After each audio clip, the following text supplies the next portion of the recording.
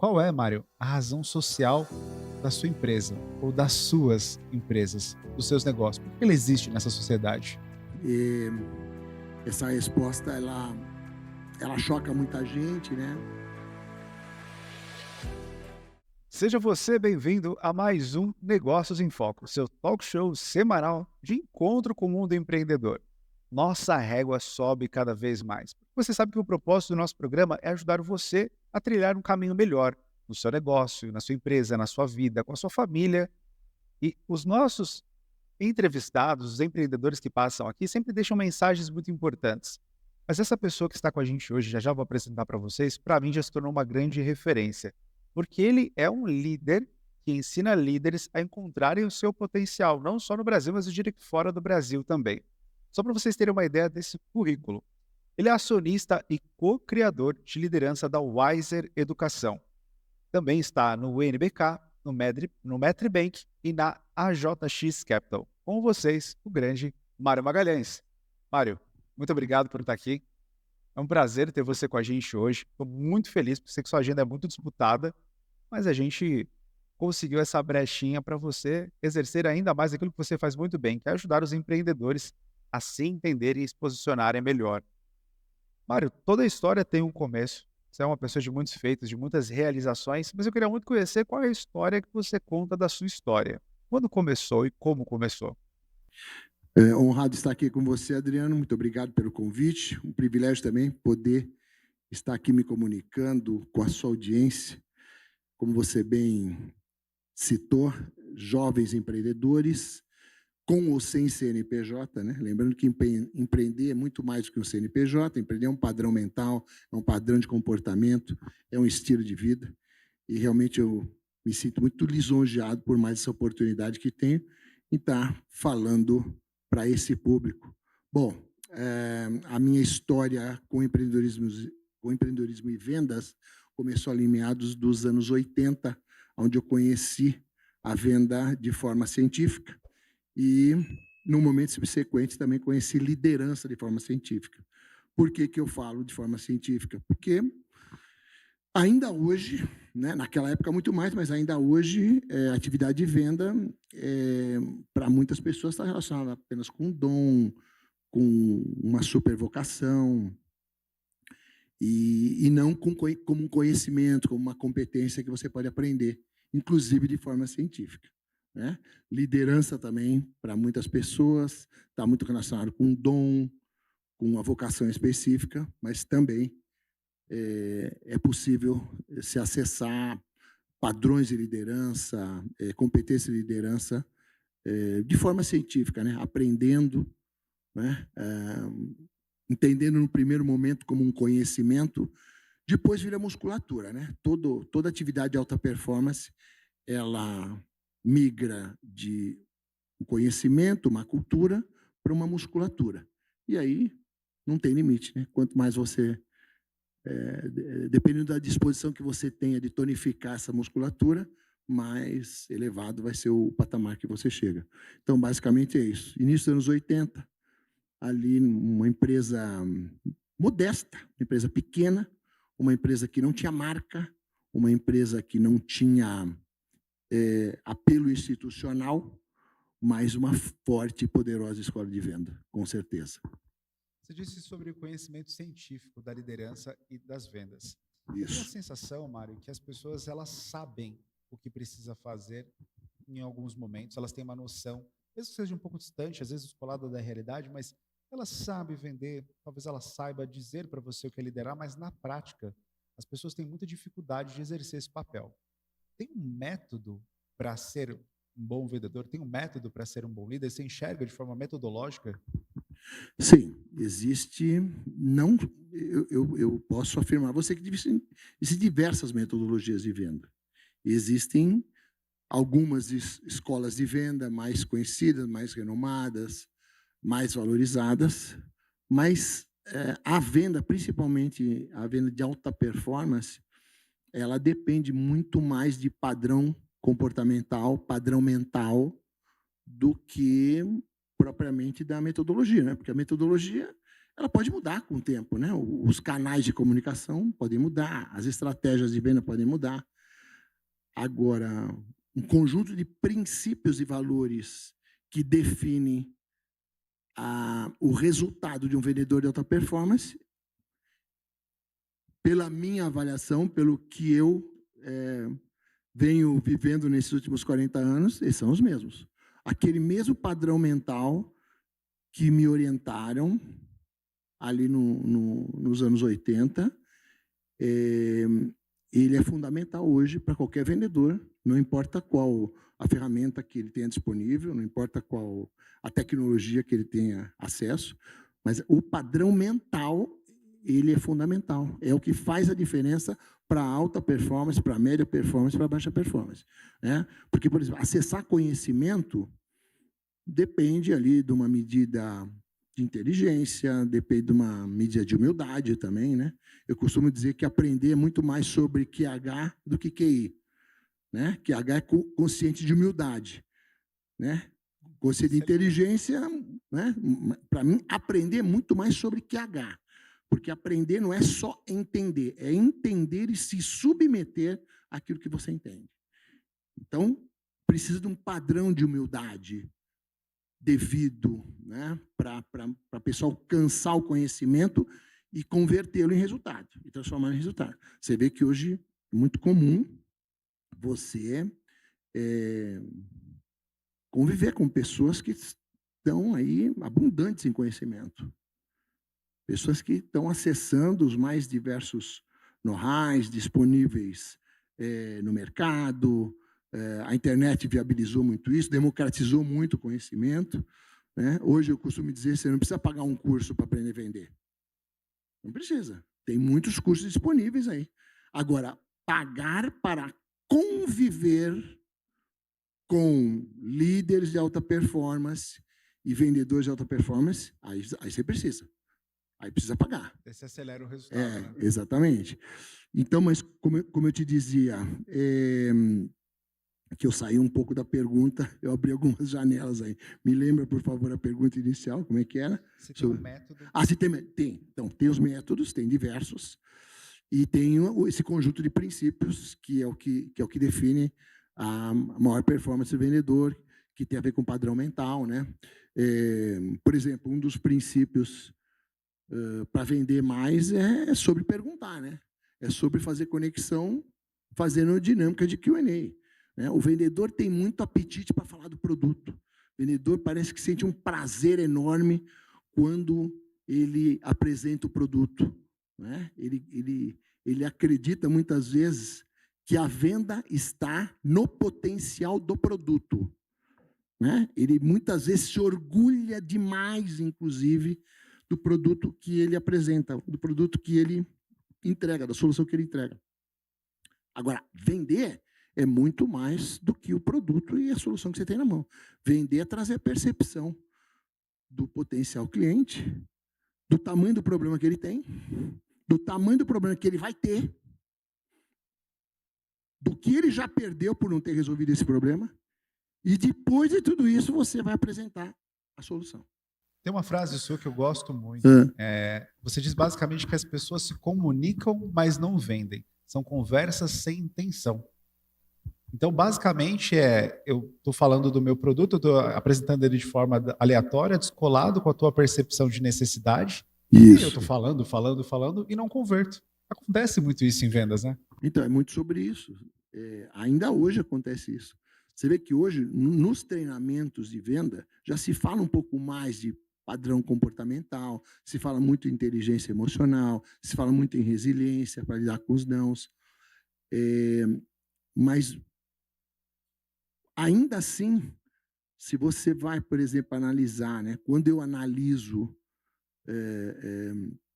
as falhas mais presentes nos times de venda, né, que eu conheço, eu vou chegar a essa conclusão que eu te passei aqui. São muito precipitados, gostam muito de falar do produto, não demonstram interesse legítimo em conhecer o cliente e muito menos em saber a percepção do cliente sobre o problema que ele vai solucionar, que ele tem ali supostamente uma solução. Então, quando você está muito focado em vender e menos focado em identificar o problema do teu cliente e mostrar para ele que o problema é mais grave do que o que ele pensa, você acaba vendendo menos, você acaba prejudicando o processo de venda. E o que é isso? É o afoito. É a pessoa que quer resolver as coisas muito... Ele confunde agilidade com pressa. Né? Então, ele não quer perder tempo. Hoje, agora há pouco, antes de estar aqui contigo, né, eu analisava uma estratégia que uma empresa está fazendo, né, e eles estão ali contando com a minha colaboração, né, com a minha expertise. E aí eu via o vendedor ali no formato de social seller. Sabe como é que é, né? O cara entra numa rede social e começa a prospectar. Então, imagina, o cara entrou na minha rede social, dá um exemplo, e está prospectando os clientes da minha base, da minha rede social. Ele se identifica ali como uma pessoa que faz parte do meu time e apresenta uma oportunidade para essa pessoa conhecer o produto. Uma estratégia interessantíssima. Está funcionando muito, inclusive em diversos nichos. Bom, aí o que acontece? Só que o vendedor está muito em cima do script. Então, imagina o seguinte, a pessoa deu uma resposta mais ou menos nessa linha. Olha, eu agora não me interesso em conhecer esse produto, essa mentoria, vou dar um exemplo aqui, porque eu já estou aplicando bastante o que eu aprendi em outras mentorias. Então, aí o que o vendedor faz? O vendedor se retira. Ele simplesmente se retira. Ele não vai até o final. Por que ele não foi até o final? Porque essa pessoa deixou uma bola picando para ele fazer a seguinte pergunta: mas essa mentoria, o que entrega essa mentoria? O que entrega a pessoa dessa mentoria? Você já aprendeu alguma coisa com ela? Com essa pessoa que está fazendo esse programa de mentoria, você já aprendeu alguma coisa? Então, isso é uma pergunta que faltou. Eu não estou dizendo que ele ia fechar a venda, entendeu? Mas ele desistiu antes de esgotar todas as possibilidades. Por quê? Porque não pergunta. Ou seja, a disposição de perguntar de um vendedor, ela tem que ser maior do que a disposição de falar do produto. Não que não tenha que existir disposição para você falar do produto, mas a de perguntar tem que ser ou a mesma ou um pouco maior, inclusive. Eu tenho a sensação, na verdade, é a percepção de que o indicador altera o comportamento. Ou seja, se a minha empresa está baseada apenas na meta e no resultado, o comportamento do meu time é falar com o máximo de pessoas possível, sem estratégia, não é meu cliente ideal, não é meu perfil, mas a gente tem que bater a meta. Empresas que mudaram a cultura do indicador e estão pensando em fazer um processo melhor, porque sabe que a venda é o resultado, têm tido nesse cenário da venda mais consultiva, desse novo perfil de cliente, resultados melhores. Você tem visto esse movimento de mercado? Você também enxerga dessa forma? Então, eu tive a felicidade de aprender venda científica já nesse formato, entendeu? Venda, para mim, é consultiva, é lá nos anos 80. O que muita gente acha que é novidade hoje, esse termo venda consultiva, lá nos anos 80, eu já acessei pela primeira vez. Venda não é, como eu já mencionei aqui, não é sobre a potência do teu produto, é sobre a percepção de valor que a pessoa tem sobre a potência do teu produto. Sabe aquela ideia? Eu sou de uma época que construir negócio não era vender. Empreender não era vender. Empreender era desenvolver produto, era criar estratégia de marketing, era construir uma instituição. Isso era vender. Não existia venda direta. Existia, sim, uma estratégia de marketing que trazia o cliente, que já gerava alguma percepção de valor da solução que aquela empresa apresentava, trazia o cliente, e aí esse cliente se encontrava com um vendedor o quê? Passivo. Vendedor que tirava dúvidas. Entende? Não era um vendedor que fechava negócio. Não era um vendedor que elevava a percepção de necessidade daquele cliente sobre aquele produto, aquela solução que a sua empresa apresentava. Então, a venda consultiva, ela vem sendo cada vez mais valorizada. Algumas empresas começaram a entender que isso tem que fazer parte da cultura do seu negócio, mas ainda o mercado ainda tem muito para assimilar sobre o que é venda consultiva. Tem muito para assimilar, né? Porque esses dias eu estava explicando para uma pessoa, né? Um empreendedor que está indo muito bem, né? Ele fala, mas Mário, uma parte do meu negócio se vende sozinho. Eu falei, claro, eu não duvido. Eu não duvido. Agora, a questão é quanto você está deixando na mesa por se conformar com os resultados, ainda que relevantes, da tua estratégia que se vende sozinho. Entendeu? Quanto você deixa na mesa. Então, a cultura é algo muito mais potente do que o conhecimento, do que o know-how. Né? Às vezes o cara fala, não, eu estou fazendo isso, Mário. Eu estou fazendo isso, é diferente de isso faz parte da minha cultura. É tipo, eu coleto indicações de vez em quando. Eu faço algumas vendas por recomendação. Isso não é cultura. Isso é você tá flertando com conhecimento, tá ficando, é um ficante desse conhecimento, sabe? Você não está casado, não está gerando fruto com esse conhecimento. Porque a cultura é isso. A cultura você gera fruto com ela. Por exemplo, a recomendação. No meu modelo de venda, a venda não é concretizada sem a recomendação. Você não recebe o mérito se você só vender e não coletar recomendações. Inclusive, Entendeu? eu vi que o seu negócio escalou muito em função das recomendações, né? A gente chama Member Get Member, tem muitos nomes para falar sobre isso, mas no fim das contas no final do atendimento, você gostou da experiência? Teve uma experiência interessante? Quem mais precisa disso além de você, né?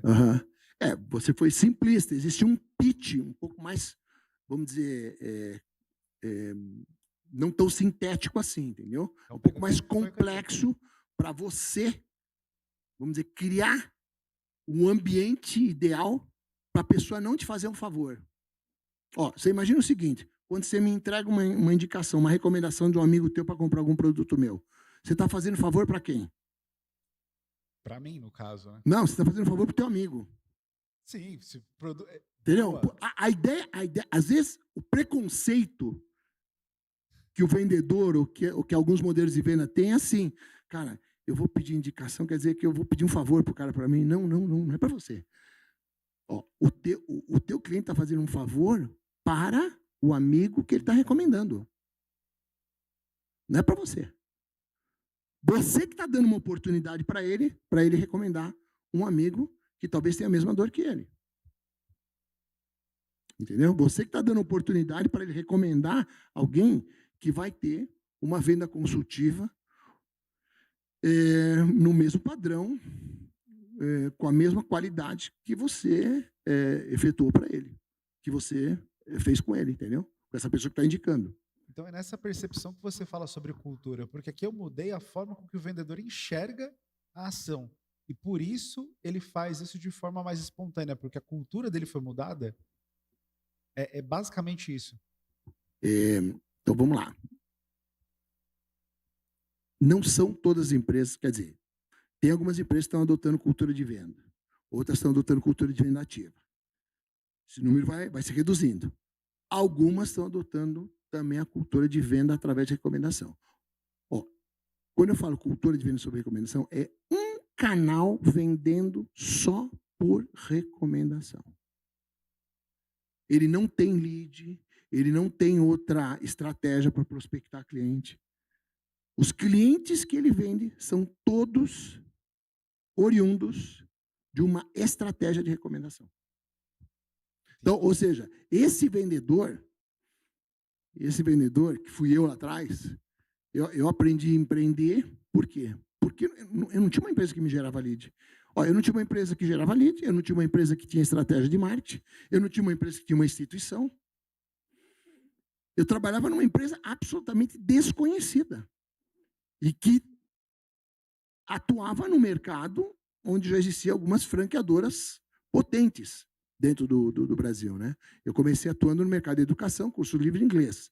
Nessa época já existia o CCA, já existia a FISC, que eram as grandes redes na época, entendeu?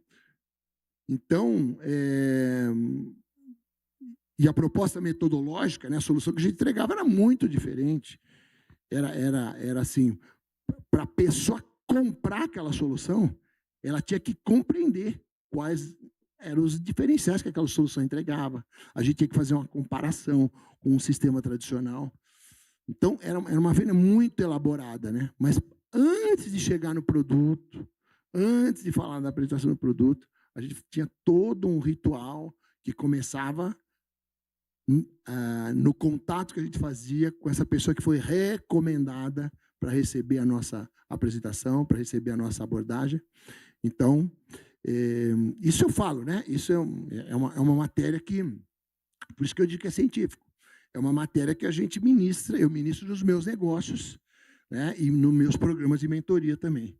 Eu estou dando aqui, claro, alguns aperitivos, mas isso é uma matéria que faz muita diferença, né?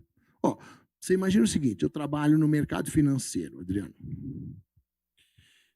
O mercado financeiro, você conhece alguma empresa do mercado financeiro que prospecta clientes às 8 horas da noite?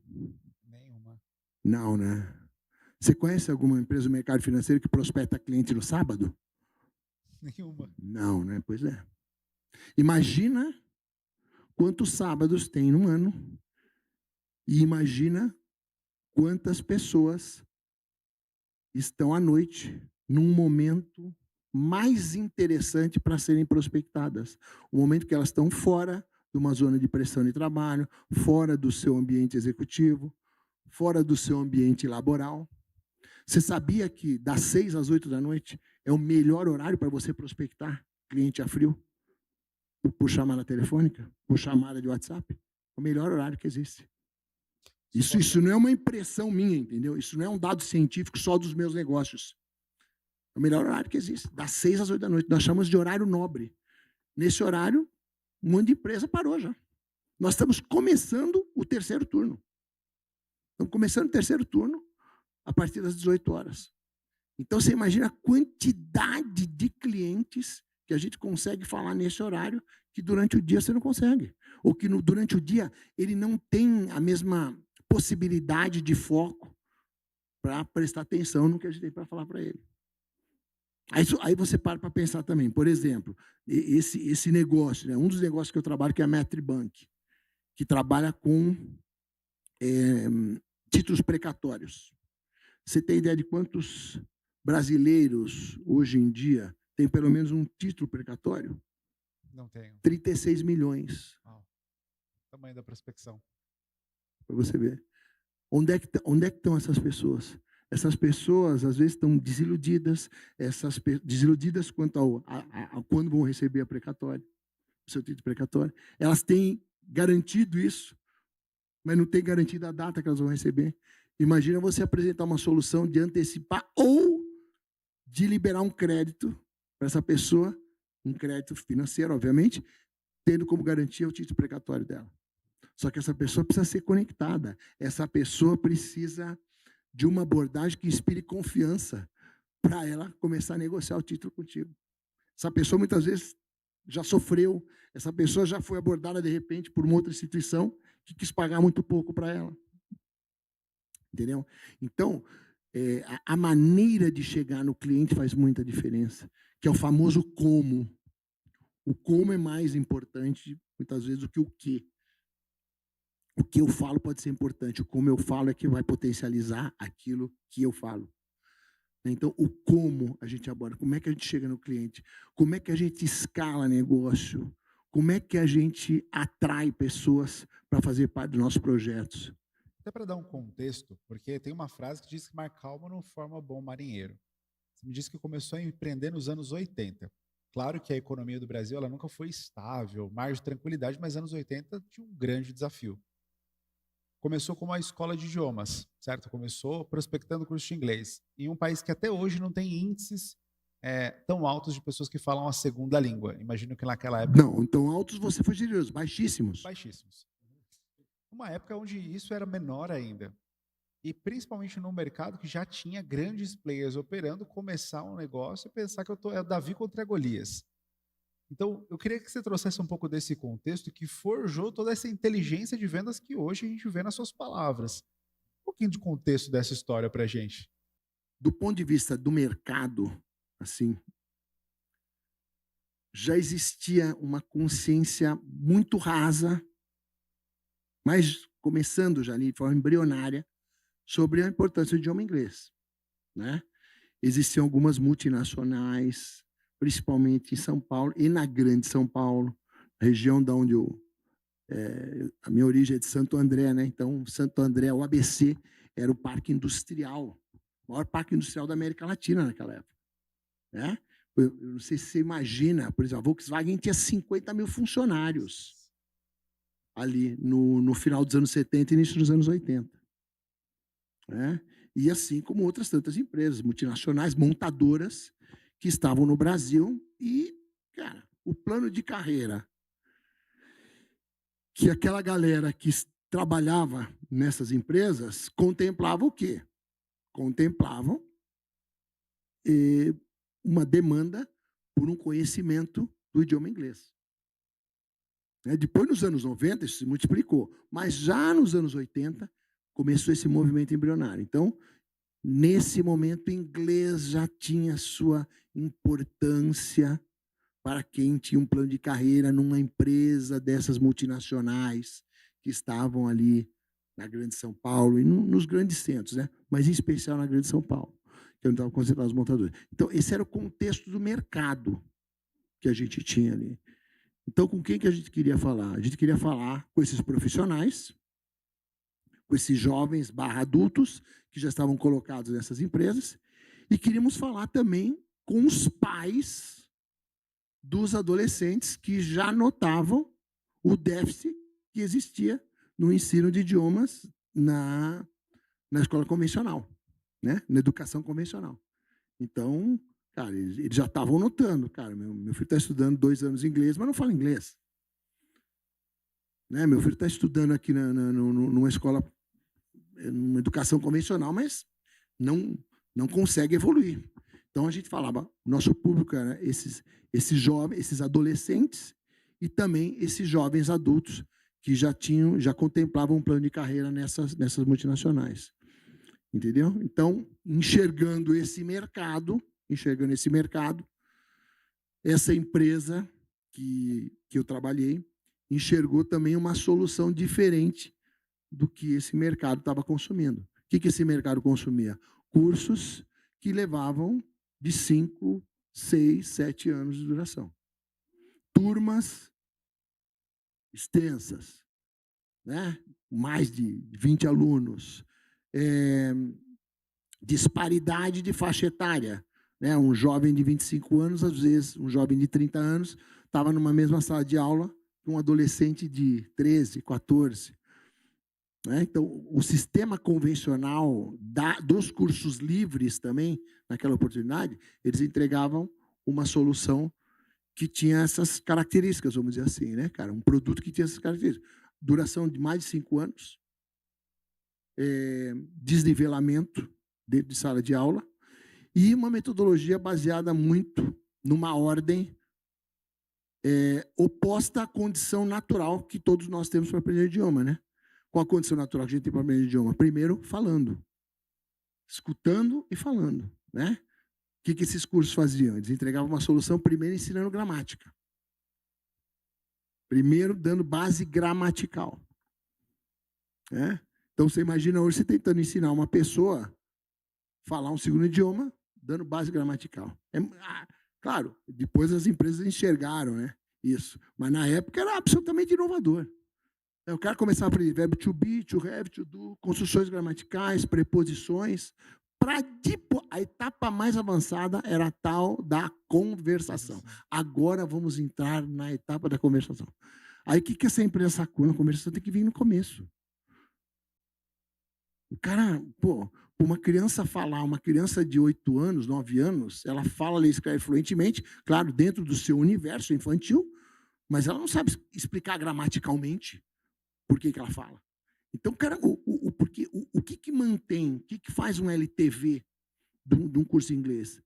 É a sensação, não, a constatação que você consegue se comunicar, principalmente falando. Isso é o que te dá o prazer necessário para você continuar, porque a jornada de um adulto que aprende inglês é dolorosa. É Eu sei como é. dolorosa, é muito dolorosa, né? Eu O sei. cara sai com dor de cabeça no primeiro momento, entendeu, cara? É muito dolorosa. Então, o que que faz o cara avançar? O que faz o cara não desistir? Além do método, além de toda uma estrutura, é o próprio desempenho que ele vai constatando que ele consegue ali ao longo da jornada. Então, foi assim que a gente entrou para o mercado e a proposta era muito diferenciada. Então, o que que eu aprendi logo de cara? Lidar com desconfiança, lidar com objeção da desconfiança, melhor dizendo, né? Lidar com aquela pessoa, mas, pô, mas espera um pouquinho, eu vou fazer um pagamento de uma matrícula aqui, um curso que não está não é que não estava nas redes sociais, porque não existia, mas não está na televisão, não está no outdoor, eu não conheço. E até para efeito Aprendi. de comparação também, o método tradicional que vinha de anos e vocês com uma proposta diferente, com a conversação logo de cara. Mesmo sendo disruptivo e parecendo ser mais interessante, essa quebra de padrão mexe muito com as pessoas. Mexe, porque a quebra de paradigma, ela, ela desafia a pessoa a, a sair de uma zona de conforto, né? Porque, cara, é aquele negócio, mas eu aprendi que, até hoje, que eu preciso de 5 anos para aprender inglês. Por isso que eu não me matriculei. Agora, você quer me dizer que essa solução, em 15, 18 meses, eu vou conseguir atingir a fluência do idioma? E por mais que a gente explicasse, metodologicamente, tinha que quebrar. Então, era muito consultiva a venda. Muito consultiva. A gente precisava realmente ter ali não só um treinamento no discurso, no script, mas muita inteligência emocional para lidar com as objeções, entendeu? Para não sair do ponto, né? Porque o vendedor ele não pode sair. Às vezes o cliente tenta tirar. Até hoje é assim. O cara tenta tirar. Por exemplo, não, mas me fala logo o preço. Isso é muito, muito comum. Tá, mas quanto custa? E tem vendedor que cai. Ele acredita que quando ele falar o preço, vai resolver. Quando ele atender a expor, mas, Mário, você não está entendendo. O cliente quer saber o preço. Não interessa o que ele quer saber. Se ele souber do preço agora, o preço é um spoiler que você vai dar para ele agora. Você não pode dar spoiler. O preço dito em um momento indevido vira um spoiler. O que você capta de um spoiler? Muito pouco. Você não dá valor ao produto quando você tem spoiler. Eu, às vezes, quando uma pessoa quer me vender um projeto, o cara quer me vender em 30 segundos, eu falo, não me dá spoiler, cara, valoriza o teu produto. Me propõe uma agenda, me propõe uma conversa mais longa, você vai dar spoiler aqui, eu não vou nem prestar atenção. Então, é muito sobre isso, entendeu, cara? Eu aprendi já lá nos anos 80, cara, não tem negociação de preço. Nós vendemos valor, nós não vendemos preço. Nós vendemos valor. O que a gente entrega tem um valor diferenciado, mas ele precisa ser percebido. E para ele ser percebido, eu tenho que construir um ambiente, eu tenho que construir um relacionamento com o cliente para ele perceber esse valor. Escutando você falar, e hoje eu vejo o momento, né? Existem muitas escolas de ensinando negócios de forma complementar a que o ensino tradicional não consegue abarcar. A gente fala muito hoje sobre a faculdade, que não ensina você a empreender, ou talvez ensina de uma forma muito superficial. As pessoas saem muito despreparadas para o mercado, outras nem passam pelo ensino superior e já vão para o empreendedorismo. Pelo que eu entendi, vocês já fizeram isso lá atrás, porque a escola não ensinava de forma eficiente uma segunda língua, vocês perceberam que era a principal e aceleraram o processo de aprendizado, que é o que hoje vem acontecendo com o empreendedorismo, com tecnologia, muitas outras instituições paralelas nascendo que complementam um gap de mercado. Vocês já tinham essa visão nessa época? Como vocês construíram o racional para montar esse projeto? Não, essa visão não tinha na época, não. Que a gente tinha essa visão que eu te reportei aqui, uma visão de mercado, uma visão de produto. Eu, por exemplo, eu não imaginava que um vendedor seria respeitado e seria admirado, né, que a área de vendas, melhor dizendo, seria respeitada e admirada como é nos dias de hoje. claro que tem muita gente que ainda não acordou para isso. Você vai falar, né? A galera mais jovem fala, não, Mário, mas tem muita gente que ainda acha que venda é um setor para gente desqualificada. Eu falei, não, querido. É ao contrário, tem muita gente que, comparado ao que você enxerga, talvez essa é a tua perspectiva. Agora, quando eu faço uma análise com dados dos anos 80, hoje, a quantidade de pessoas que querem empreender, você compara. Hoje, se eu não me engano, segundo o Sebrae, 6 em cada 10 pessoas que estão no mercado de trabalho desejam empreender. Muitas não têm coragem, muitas não têm iniciativa ainda, mas, sabe, quando você pergunta, você gostaria de empreender? 6 em cada 10 diz que sim. Às vezes falta coragem, às vezes falta preparo, às vezes falta, enfim, percepção de necessidade, né? Porque empreender é necessário. Tem muitas pessoas que não se deram conta disso. Que não se trata de ter CNPJ, empreender. Empreender é absolutamente necessário. Bom, a inteligência artificial ela vai reduzir a atividade medíocre no mercado. A atividade medíocre vai ser absorvida pela inteligência artificial.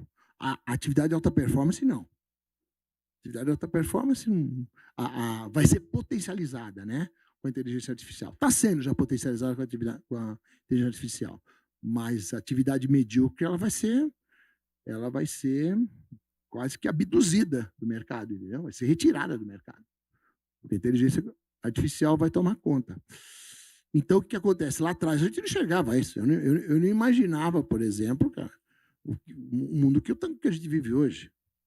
Nem nos filmes mais potentes de ficção você imaginar um negócio desse.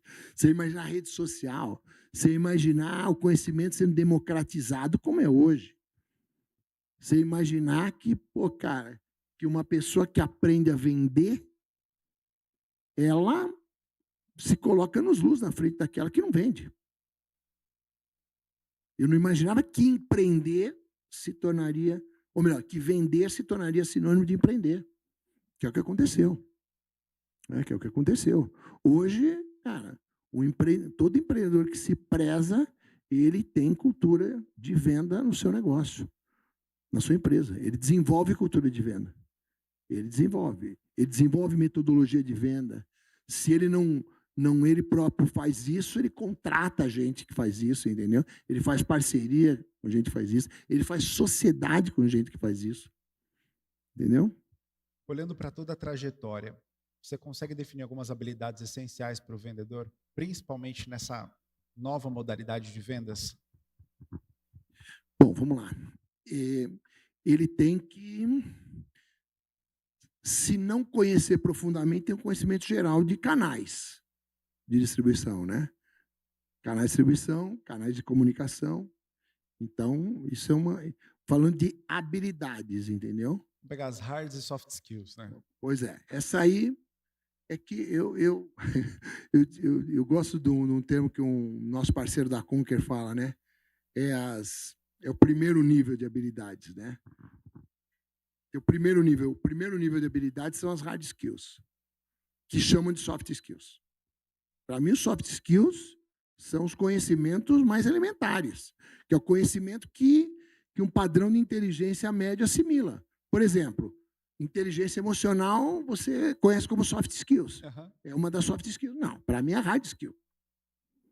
Porque esse é o skill mais forte. Você vai ter ali um conhecimento técnico do teu canal, de como se comunica nele, você vai ter conhecimento do script, você vai ter conhecimento do funil de venda, você vai ter ali diversas ferramentas, não é? Você vai ter uma estratégia específica para aquele produto, para aquele nicho, muito bem. Num dado momento, você vai precisar de inteligência emocional para a tua performance crescer. Isso a atividade esportiva ensinou muito também. Num dado momento, tem algo mais importante que a inteligência emocional, que é a inteligência de governo. A inteligência de governo é sobre você governar pensamentos, né? Tudo aqui, por exemplo, um vendedor que está prospectando às 7 horas da noite e que não fez nenhuma venda e que tomou pau até às 7 horas da noite. Quase não acontece, né, gente? Quase não acontece. Né? Acontece muito. Então, o que tem que ter esse vendedor? Ele às 7 horas da noite, ele desconhece o conhecimento técnico que ele adquiriu? Não, ele não desconhece. Ele continua, aquele conhecimento está dentro dele, certo? Aquele know-how que ele adquiriu está dentro dele. Agora, como é que ele está governando a mente dele para fazer essa última reunião com esse cliente às 19 horas? Como é que ele assimilou ao longo do dia os desafetos que ele teve ali com os outros clientes que ele não fechou? Como é que está o psicoemocional dele para estar falando com esse cliente? Como é que está a energia? Porque vender energia. Para você estar com a tua energia em alta, você precisa estar muito bem resolvido com tudo que aconteceu até aquele momento. Senão você tem uma queda brusca de energia. E quando você tem essa queda brusca de energia, de repente você se encontrou com o cliente certo que precisa da tua energia. Porque o cliente precisa da tua energia para comprar. Ele não precisa só do teu produto. O cliente precisa da tua energia para poder tomar uma decisão. Energia representa convicção também. Energia representa muitas vezes a convicção que um cliente não tem por ele, mas ele tem por perceber a tua energia na entrega da tua consultoria quando você está vendendo uma determinada solução para ele. Então, como é que está a energia desse cara às 7 horas da noite? Se ele não está bem resolvido com tudo que aconteceu, ele tem uma queda brusca de energia. E esse cliente que precisa da energia dele... Eu nunca tinha visto. Entendeu, cara? Então, a alta performance está aí. A alta performance está nessa venda das 19 horas. Você falou agora, antes, né, em off, você falou venda emblemática. As vendas emblemáticas, muitas vezes, saem nesse momento. O que faz essa venda emblemática? Deixa o cara um sono melhor. Essa venda emblemática contribui com o teu sono. O sono do vitorioso é outro. Muito bom essa. O sono do vitorioso é outro, cara. Por isso que o cara que acorda grato, ele tem muita chance de dormir em paz, entendeu, cara? Sono vitorioso é outro. Como é que esse cara acorda no dia seguinte? Com que potência esse cara está acordando no dia seguinte depois de fechar essa venda? Ele foi dormir cansado. Só que a alma está descansada. O vendedor tem que ter, o vendedor de alta performance, o empreendedor de alta performance, o líder de alta performance, tem que ter claro o seguinte: quando é que eu estou cansado fisicamente ou quando é que é a minha alma que está cansada? O que é alma cansada? É uma alma que já está num viés de depressão, de ansiedade, de insegurança. Tudo isso, todos essas enfermidades da alma, né, muito presentes hoje no nosso mundo, elas são os sabotadores de energia, os ladrões de energia. Por exemplo, um vendedor, como é que ele lida com a meta? Muitas vezes a meta faz mal para o cara. A meta, muitas vezes, desvia ele do princípio, do método de venda. Por quê? Porque em algum momento ele começa a questionar o método de venda porque a meta começou a ficar apertada. Então, qual a visão que eu entrego para os meus negócios? Meta é apenas uma referência. Vamos dar importância para a meta que ela merece. Apenas uma referência. Porque se não for, sabe o que nós vamos ter? Escravos batedores de meta. Você tem que viver o princípio. Quando você vive o princípio, quando você confia no roteiro, quando você confia na metodologia, quando você confia no produto, quando você confia no teu preparo, no teu treino, no teu líder, você só tem que viver o princípio. A meta vai ser consequência. Eu não preciso ter ansiedade, eu não preciso ter desconfiança que eu não vou cumprir a meta. Não, mas Mário, você não está entendendo. Hoje não deu certo. Você viveu o princípio? Amanhã vai dar. Porque a meta não resiste o cara que fica firme nos princípios que ele acredita. Não resiste. Não resiste, Adriano. Pode estar certo. Se o cara cumprir rigorosamente aquilo que é proposto, do ponto de vista da metodologia, adequada para vender aquele produto, do canal adequado para vender aquele produto, do mindset adequado para vender aquele produto. Não tem como não bater meta. Aí, não é mais sobre bater meta, é sobre bater recorde. É sobre bater recorde. Aí eu falo para os caras, você quer ter um time que bata meta ou bata recorde? Que batedor de meta tá cheio aí, escravo de meta, cara. Eu ouço cada uma. Eu ouço cada uma, que é muito divertido, né? Muitas vezes as pessoas falam, mas de onde você tira essas sacadas? Eu tiro das atrocidades que eu escuto, que é o inverso. Entendeu? O cara fala, por exemplo, a atividade principal de uma empresa, o objetivo principal de um negócio é dar lucro. Claro, um cara inseguro que fala isso. Um cara inseguro. Vai quebrar um monte de paradigma agora, viu? Pô, cara, é inseguro para mim. O objetivo principal do negócio é dar lucro. Cara, o lucro é consequência. Como que eu não vou ter lucro? Para mim é impossível não ter lucro. Se eu sei escolher bem o produto, se eu sei escolher bem o mercado, se eu escolho bem a estratégia, se eu escolho bem com quem eu construo. Essa escolha é mais importante do que todas. Com quem eu construo. Se eu tenho muito claro qual a minha metodologia de venda, qual a minha estratégia de venda, não tem como. Não tem como não bater meta, não tem como não ter lucro. Não tem como.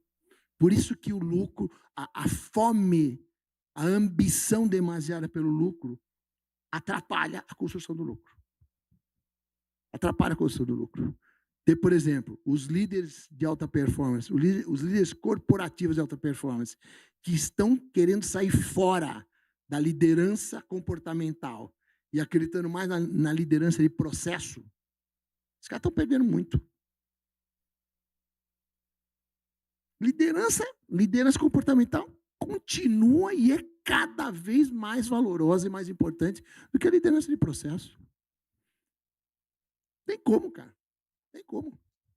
Tem um monte de empresa que tenta implantar processo sem ter liderança de pessoas. As pessoas não fazem, não cumprem o processo. Não cumpre, tem um monte de ferramenta, tem processos inteligentes, interessantes, produtivos, só que elas não utilizam da maneira adequada, da maneira mais produtiva. Por quê? Porque não tem liderança.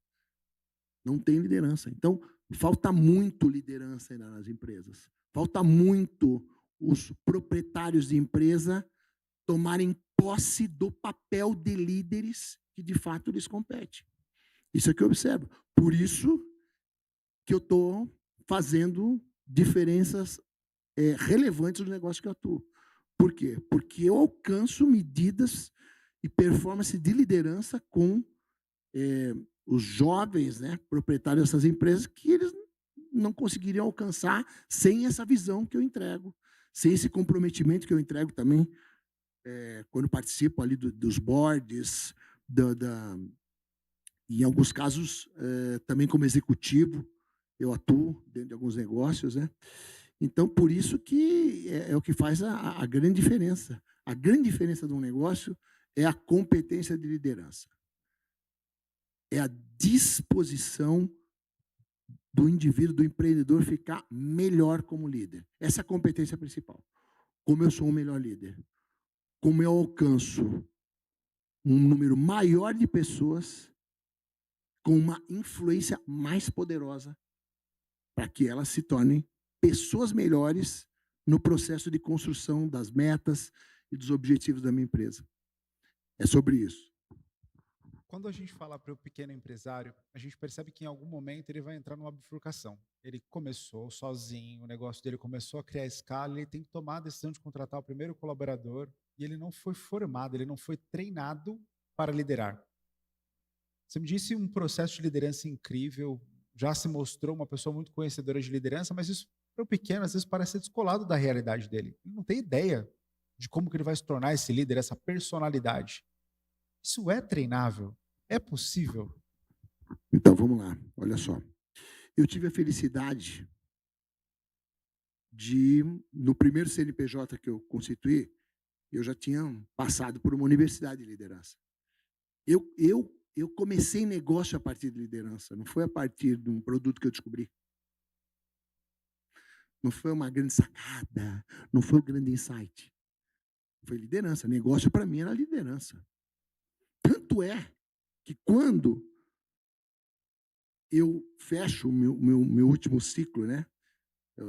Aliás, o último ciclo que eu estou vivendo, o penúltimo ciclo, quando eu fechei, o que eu tive claro? Eu consigo implantar isso aqui em diversos nichos, em diversos mercados e com diversos produtos. Hoje eu estou agronegócio, mercado financeiro, energia solar, rede de franquias de educação, rede de franquias de ótica, mercado financeiro. Eu estou nesses negócios. Olha, mas o que tem? Qual a sinergia que tem um com o outro? De produto, nenhuma. Agora, todos têm o quê? Uma consciência sobre o papel do educador como empreendedor. O cara que não tomar posse disso, Adriano, que ele é um educador de empreendedorismo junto ao seu time, o cara que não tomar posse da cultura do intraempreendedorismo dentro do seu negócio, o cara que não tomar posse, que ele não contrata pessoas para servi-lo, ele contrata pessoas para libertá-las. Esse cara não merece empreender. Ah, Mário, mas isso é uma visão poética, romântica. Não. Na minha concepção, é a visão mais produtiva que a gente pode adotar para o mercado. E, para esse jovem que você fala, que está nos assistindo, mas como é que... E essa pessoa, em especial, que deve ter mais esperança com o negócio dele a partir da possibilidade que ele tem de crescer como líder. Olha só, um líder, Adriano, não é necessariamente o cara que descobriu... Vamos lá, não é... Você não precisa ser o novo Steve Jobs. Tá ligado? Você não precisa descobrir uma super solução para o mundo, cara. Você pode encontrar um negócio que já existe, entregar uma solução um pouquinho diferente. Mas se você for um líder potente, você consegue escalar esse negócio. Olha, por exemplo, vamos lá. O que fez o nosso querido Flávio Augusto da Silva com inglês, com um curso de inglês? Ele inventou o curso de inglês? Ele inventou esse mercado? Não. Agora, um modelo de negócio ele desenvolveu, junto comigo. Um modelo de liderança ele desenvolveu. Um modelo para escalar negócio através de uma estratégia de franquia, ele desenvolveu. Agora, mais do que nunca, ele se desenvolveu como líder para escalar o seu negócio. Então, esquece essa história, precisa ser um gênio para ser líder. Não, quem conviveu, inclusive, com o Steve Jobs, disse que ele era um péssimo líder. Só que era gênio. A audiência, 99% não é gênio. Você é gênio? Não. Eu não sou. Cara, quando eu estava ali fazendo meu segundo grau, não tinha 10 empresas batendo. Ele falou, quando você se formar, vem trabalhar comigo. Eu não era assim, não. Não sei se era com você. Não sei se tinha um monte de empresa te querendo. Eu não era esse. A maior parte das pessoas que estão aqui não são assim também. Então, eu quero dizer que liderar é possível quando você se interessa legitimamente pelo teu time. E quando você se interessa legitimamente pelo teu time e entende que você pode treiná-los a fazer um trabalho, não só um trabalho bem feito, não só um trabalho mais produtivo, mas você pode, acima de tudo, treiná-los para que eles pensem em empreender, para que eles se formem também ao longo da construção do teu projeto como empreendedores dentro desse teu projeto. Hoje, te dar um dado aqui para você entender melhor como é que eu penso. Uma pessoa que entra no status de trainee, em qualquer negócio meu, cara, esse cara tem de 2 a 3 anos no máximo para se tornar meu sócio. Ou então, para ele sair e abrir um negócio dele. E, de repente, me convidar para ser sócio dele no negócio dele. Essa é a minha meta. Esse que é o libertar. Educação empreendedora está presente, é um dos pilares principais da nossa, vamos dizer, da nossa cultura de negócio. Educação empreendedora. Cara, não, é inadmissível. Ah, mas você fala, mas Mário, você não tem medo que todo mundo queira empreender? Não, porque não é todo mundo que vai querer empreender. Por mais forte e contundente que seja esse discurso, a maioria das pessoas não vai querer empreender. A maior parte das pessoas não vai querer empreender. A maior parte das pessoas vai... Lembra a pesquisa que eu te falei agora há pouco? Vai até ter um desejo, mas não vai romper. Porque você ser empreendedor é um processo de ruptura. Você tem que romper com um padrão que foi embutido, incutido na nossa mente, né, cara? Porque nós não fomos treinados, né? A minha geração, muito menos. A tua também não foi treinada para você. Você foi treinado para ser empreendedor na escola? Dentro da tua casa? Você foi treinado para isso? Mário, você fala muito sobre rituais, sobre evangelizar as pessoas através de um processo onde eu coloco um mapa das habilidades que eu quero trabalhar com essas pessoas, e aí processualmente eu vou inserindo na rotina delas. Isso. Explica um pouco melhor esse conceito de ritual, principalmente para aquele que está começando e ele nem sabe ainda como que ele vai desenvolver as habilidades, ainda mais pensar em ritual para isso. Pois é. Mas é importante saber que é necessário e faz diferença. Né?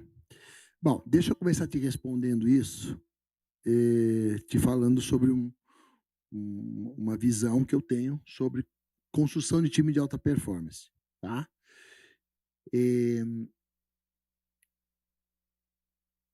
Construção de time de alta performance não é sobre a grande habilidade ou o grande conjunto de talentos que você vai ter nesse time. É muito mais sobre você conseguir reunir pessoas com habilidades medianas e construir mentalidade de alta performance com habilidade mediana.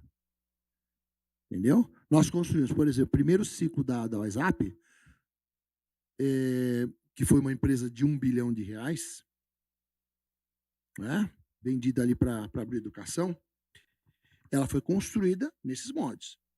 Um conjunto de pessoas com habilidades medianas, com treinamento para desenvolver mentalidade forte, mentalidade resiliente, mentalidade de protagonismo. Então, o que acontece? Para você chegar nisso, você tem que ter disposição de treinar. E para você treinar, você tem que ter rituais de treinamento. Então, você quer ver, por exemplo, vou falar uma coisa básica assim, que todo mundo deve saber, se não sabe, vai deduzir. Você vai ver diversas culturas de treinamento esportivo na área do futebol. Cara, todas elas têm o exercício abdominal. Todas elas têm exercício abdominal. Você vê, qualquer atleta de futebol, ele faz exercício abdominal sempre. Não é quando perde ele faz, ou quando ganha ele faz menos. Ele faz. Ele faz. E o que as pessoas às vezes têm dificuldade em entender? Time de venda, o time que entrega algum job, ele precisa ser treinado, cara. Ele precisa ser treinado para fazer melhor, para fazer com mais velocidade, para fazer com mais assertividade, para fazer com mais excelência. É simples assim, cara. Por exemplo, time de venda, você tem que treinar todos os dias. Você tem que, por exemplo, quer ver o que é básico de um ritual de treinamento de venda? Simulação.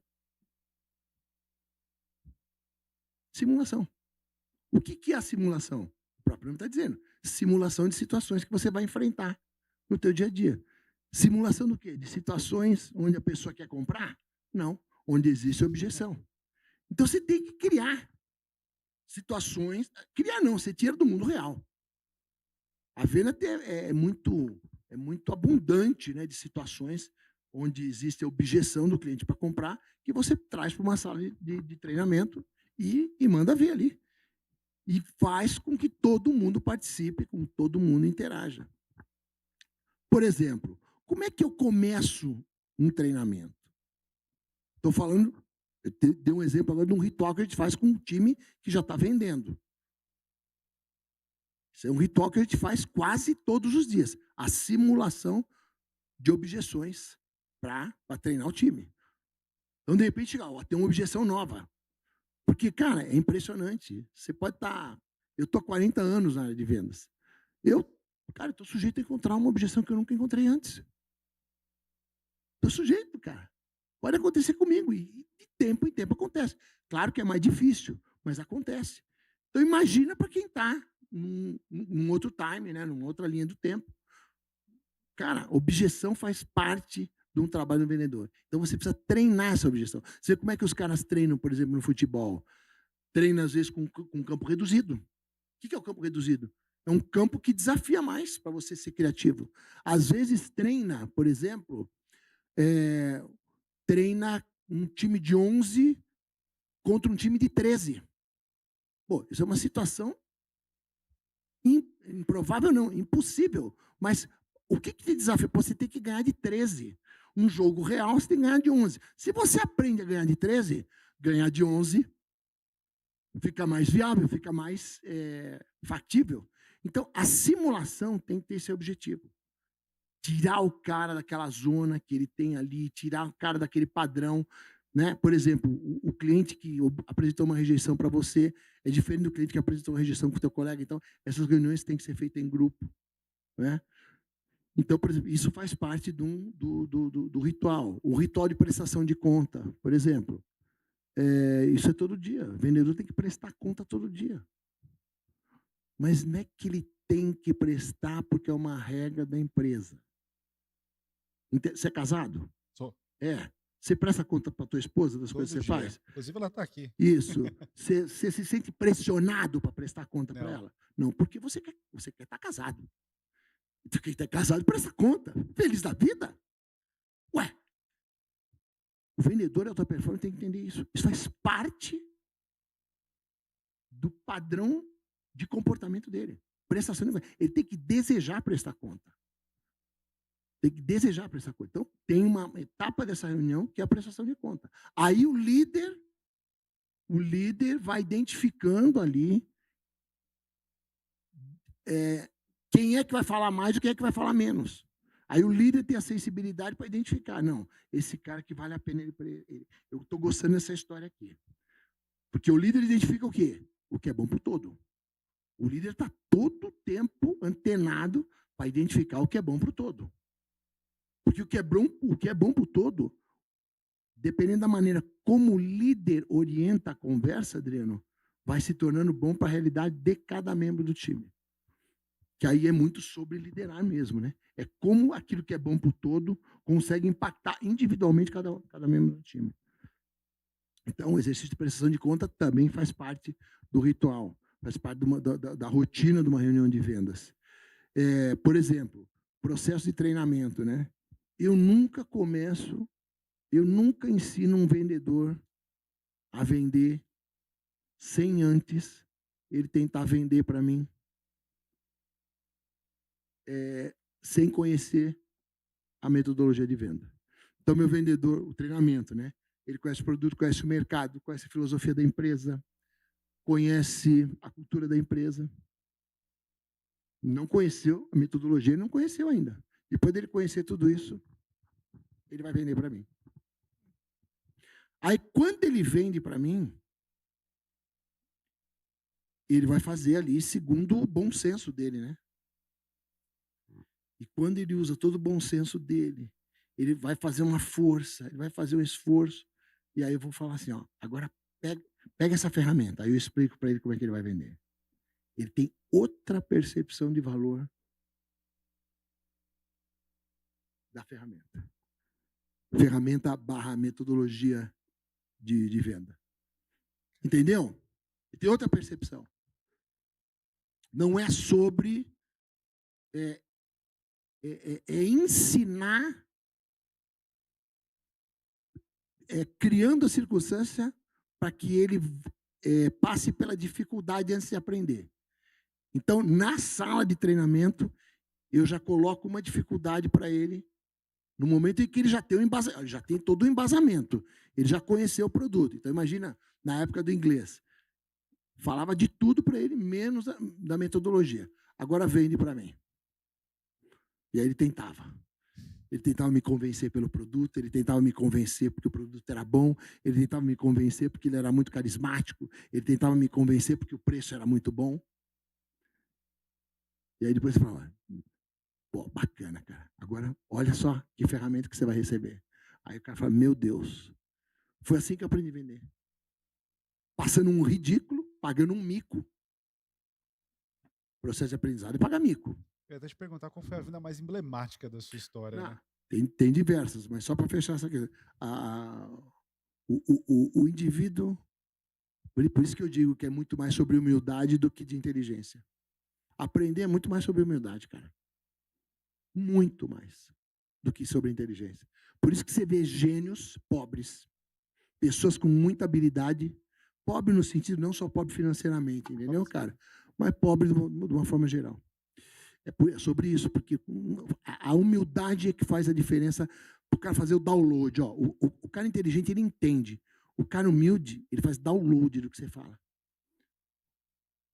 Esses dias eu estava lembrando para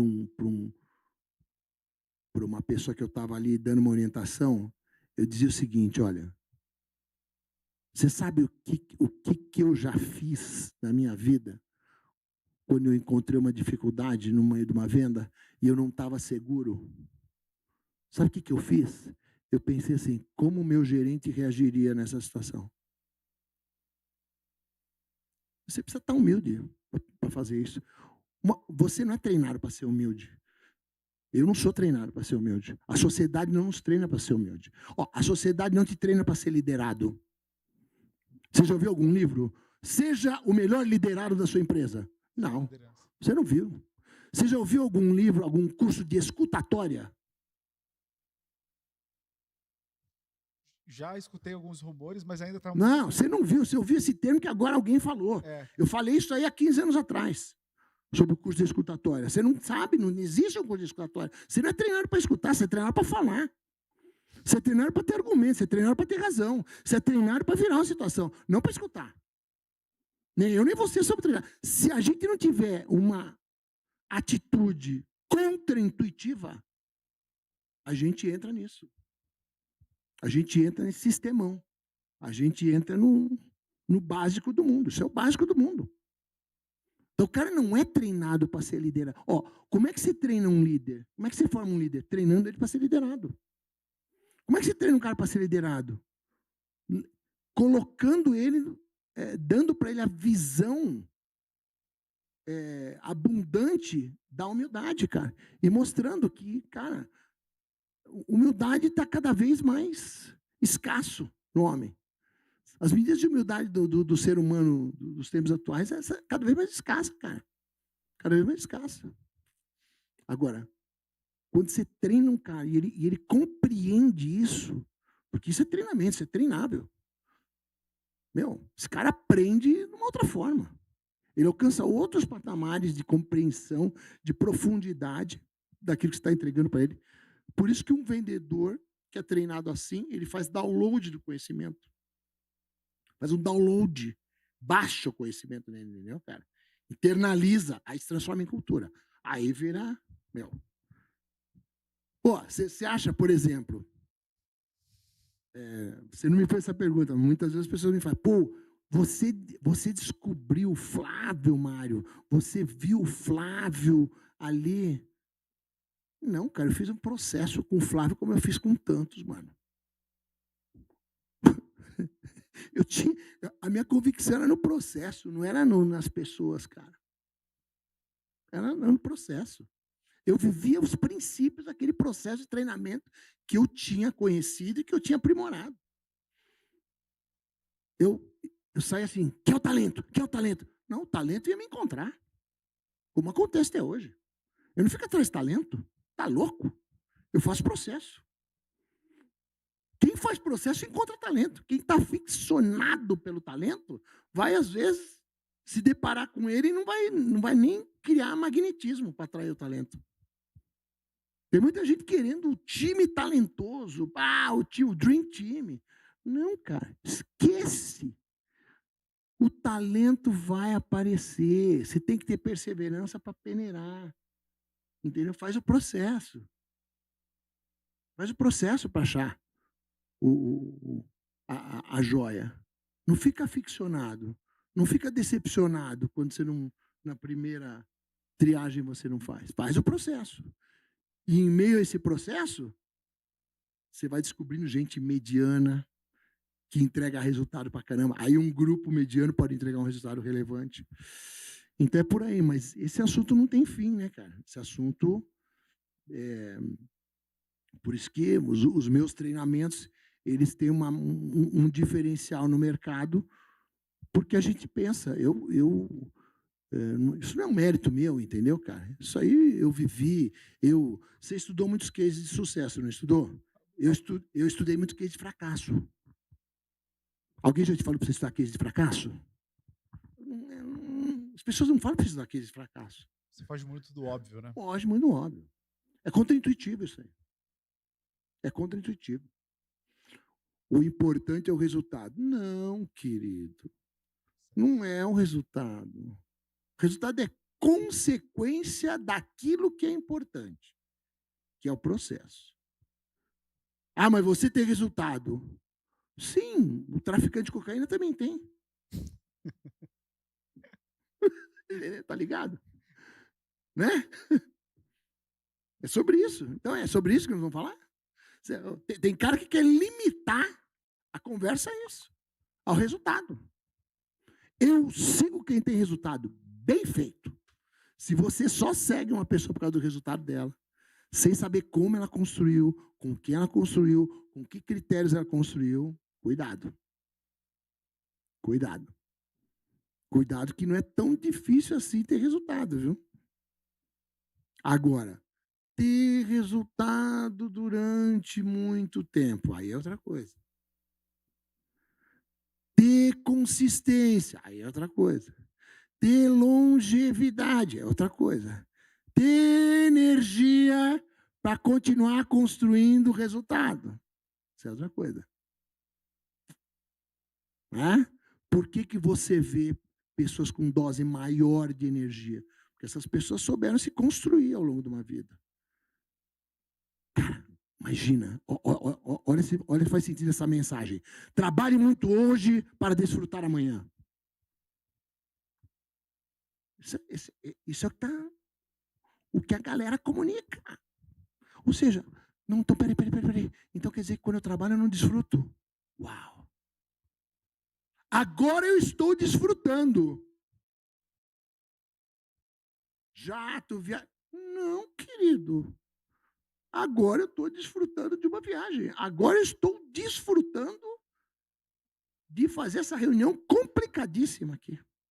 Agora eu estou desfrutando de atender o oficial de justiça que veio me autuar. Porque eu cometi uma irregularidade. Você perguntou da venda mais emblemática? Foi essa. Eu vendi para um oficial de justiça que veio me autuar por uma irregularidade que a empresa que eu assumi cometeu, que não tinha nem sido eu.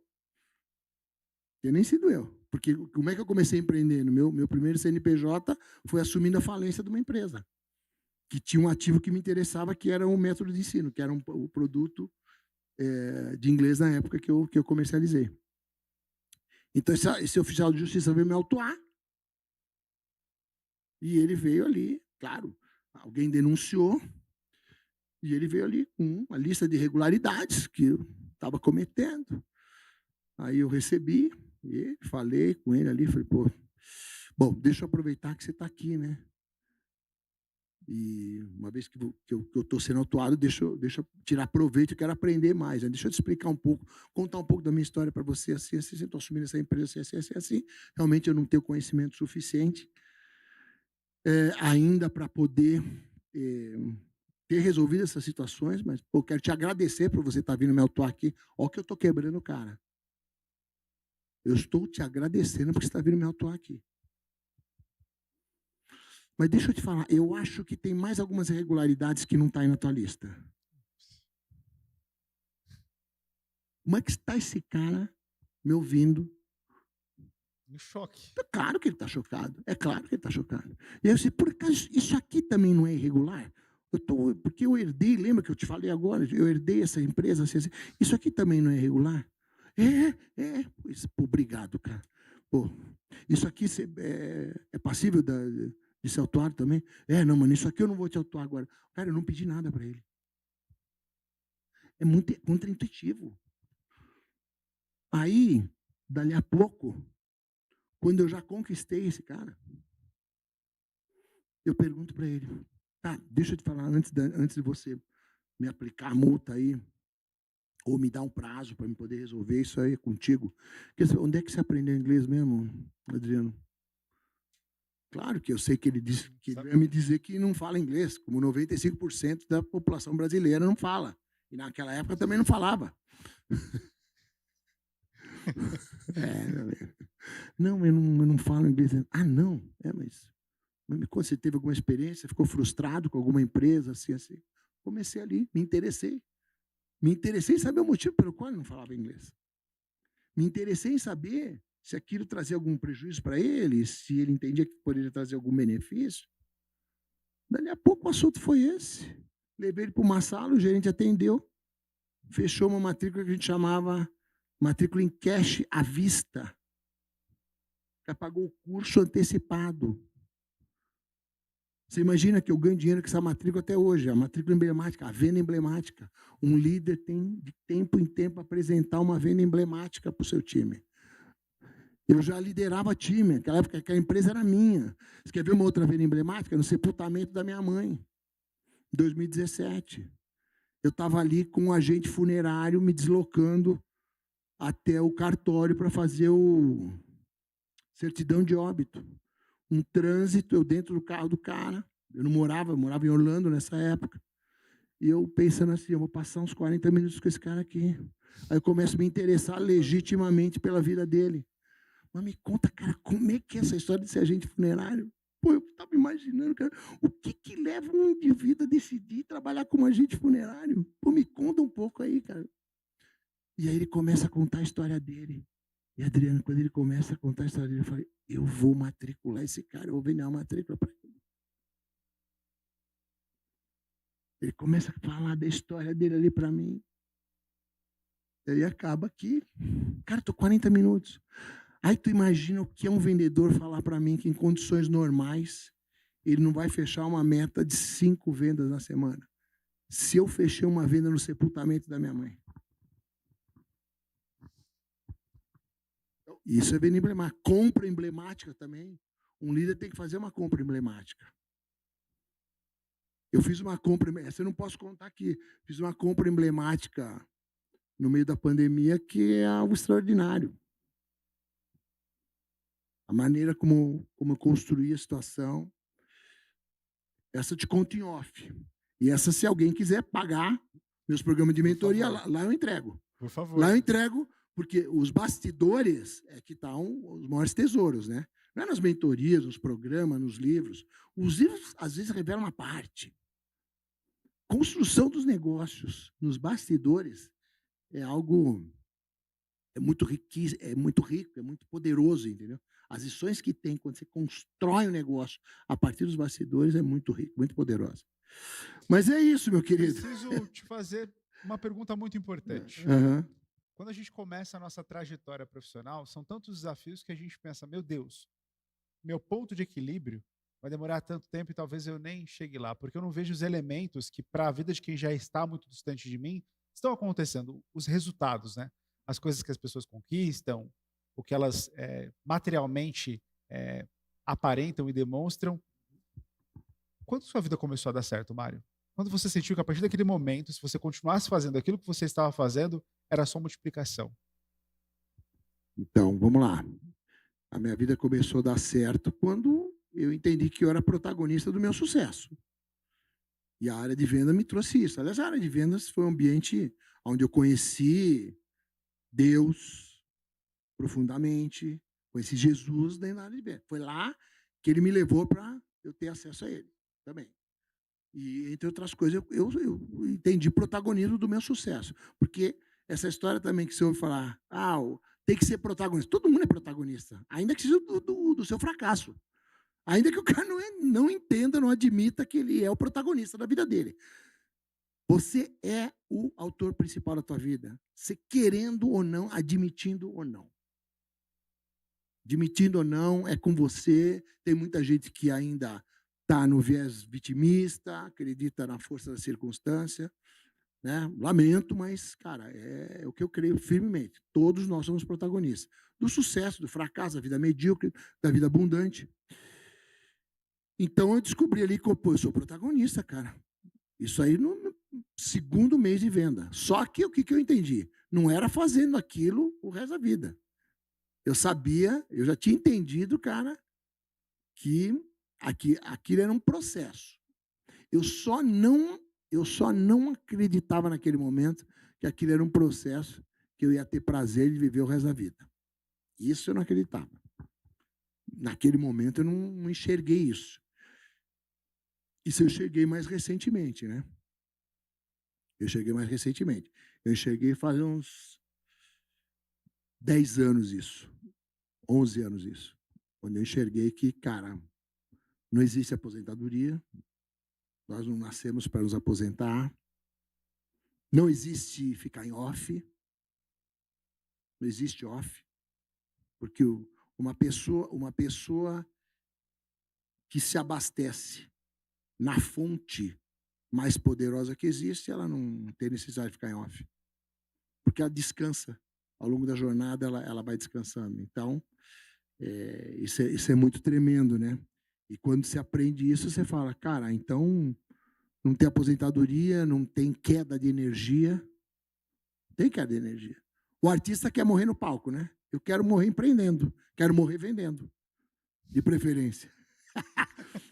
Fechando um contrato, assinando um contrato e morrer ali. A última coisa que o Mário fez em vida, matriculou o médico. Isso aí. Uma coisa assim, entendeu, cara? Uma coisa assim. Tá? Então, é por aí. Então, venda emblemática tem diversas, essas duas que eu te citei aí, mas poderia te citar outras tantas, né? É muito prazeroso você vender para alguém que desconfia. É muito prazeroso você vender para alguém que está mal resolvida com uma outra experiência que ela teve, né? E aí, cara, é muito poderoso isso, né? Porque é mais ou menos assim, a pessoa fez um tratamento com um médico, se frustrou, quase morre, e aí você é um novo médico aparecendo ali, e ela não resolveu aquele problema ainda, e você está apresentando uma solução para ela, e ela está ferida, ela está mal resolvida ainda com o passado. É muito poderoso o que a venda pode fazer assim na questão transformacional mesmo, né, cara? O que a gente pode fazer a partir da venda, o que a gente pode ser usado, né, um instrumento que a gente pode se tornar a partir da venda na vida de uma pessoa é muito potente, cara. Muito forte. Falando em transformação e impacto, então, para a gente fazer um compilado desse episódio, uma última pergunta, talvez é a pergunta que trouxe para a gente uma percepção do propósito desse programa. Qual é, Mário, a razão social da sua empresa ou das suas empresas, dos seus negócios? Por que ele existe nessa sociedade? Então, Adriano, essa resposta ela choca muita gente, né? Infelizmente, mas eu não posso abrir mão, né, da oportunidade que você me dá quando me faz essa pergunta de trazer realmente a minha convicção. Nem sempre foi assim, né? Mas o empreendedorismo hoje é um ambiente onde eu sou usado literalmente para libertar pessoas. É um ambiente muito fértil, é uma terra muito fértil, onde as pessoas precisam ser libertas. Elas precisam ser libertas para produzirem mais, para serem mais protagonistas do seu sucesso e, acima de tudo, para se conectarem de verdade com Deus. Porque o empreendedor que não se conecta com Deus, ele será corrompido.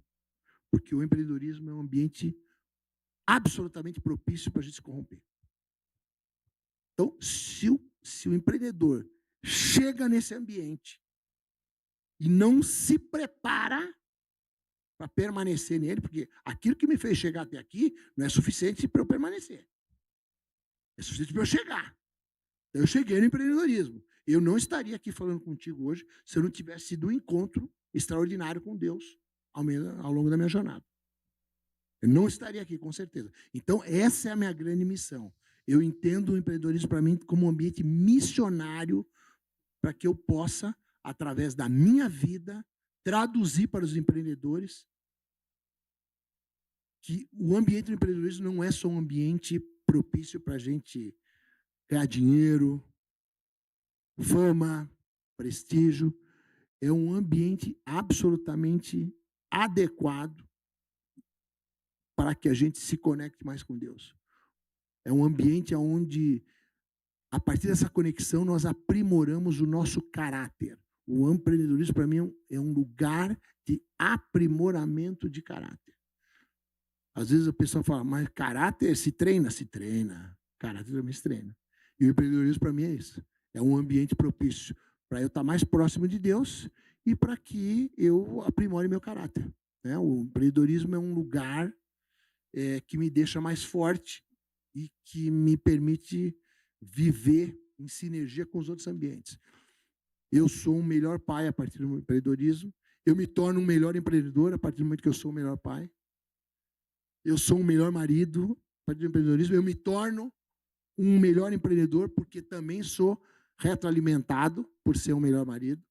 Então, o empreendedorismo é um lugar onde as oportunidades para a gente ser melhor, elas estão ali absolutamente disponíveis. Empreender sobre isso, empreender sobre eu estar melhorando permanentemente, constantemente.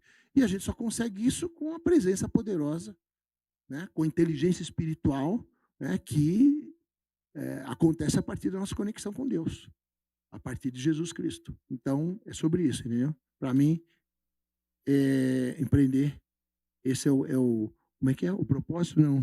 Razão social. A razão social é essa. Empreender para o reino de Deus. É isso aí. Empresário, quero falar com você de peito aberto e de uma forma diferente como nós nunca fizemos nesse programa. Desde o primeiro episódio, lá em agosto, vocês perceberam que a gente tem um propósito diferente na transmissão desses episódios. Tem educação empresarial, tem história de sucesso, tem bastante relevância, mas acima de tudo, e de peito aberto falando com você, tem o reino.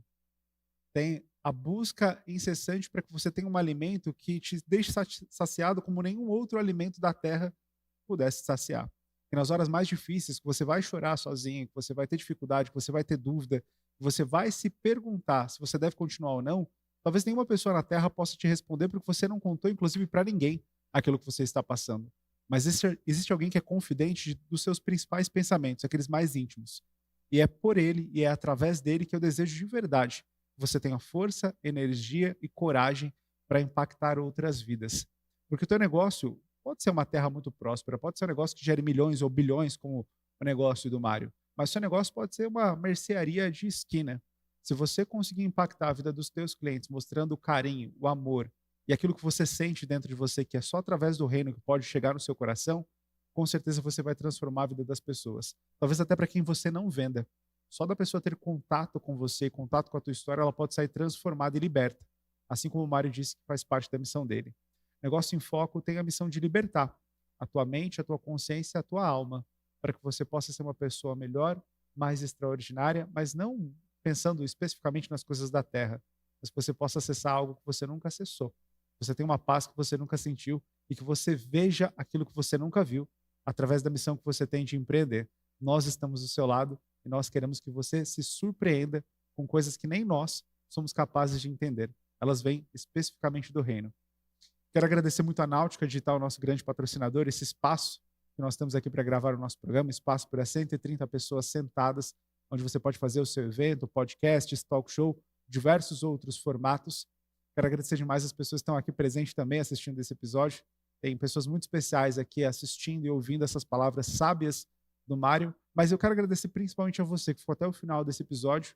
Eu tenho certeza que algumas dessas mensagens entraram no seu coração. Talvez não todas ainda, porque não é o teu momento de ouvir todas elas, mas salve esse episódio para você assistir mais vezes. Você vai perceber que em cada fase da sua maturidade profissional, uma nova mensagem vai entrar na tua realidade e vai fazer com que você se transforme ainda mais. Redes sociais do Mário estão na descrição desse vídeo, redes sociais da Náutica, as minhas redes sociais também. Deixe seu comentário, se inscreva no nosso canal, não deixe de deixar o seu like. Mário, foi uma honra ter você aqui conosco. Saiba que sua mensagem ela vai perpetuar na história. A gente fala muito sobre legado. Eu acho que deixar o legado não é nenhuma preocupação no atual momento. Eu escutei o Abílio Diniz falando isso. Eu não estou preocupado com o meu legado, estou preocupado em fazer muito bem o presente. Se vai ficar para depois que eu não estiver mais aqui, vocês saberão, eu não. Mas eu vou ficar feliz porque eu já carreguei algumas mensagens importantes para as pessoas no momento atual. E você transformou muita gente que está aqui dentro hoje, pode ter certeza. Muito obrigado pela oportunidade. Me senti abençoado, literalmente, por poder estar interagindo contigo aqui, Adriano. Te desejo todo o sucesso que já estão nos planos de Deus para você executar aqui na Terra. Tá bom? Bom estar com vocês por aqui também. E sintam-se à vontade para me acompanhar em redes sociais e para, de repente, aqueles que se interessarem um pouco mais sobre a minha trajetória, a minha história, meu know-how, também se conectar e estarem mais próximos de mim também. Grande abraço. Valeu. É isso aí.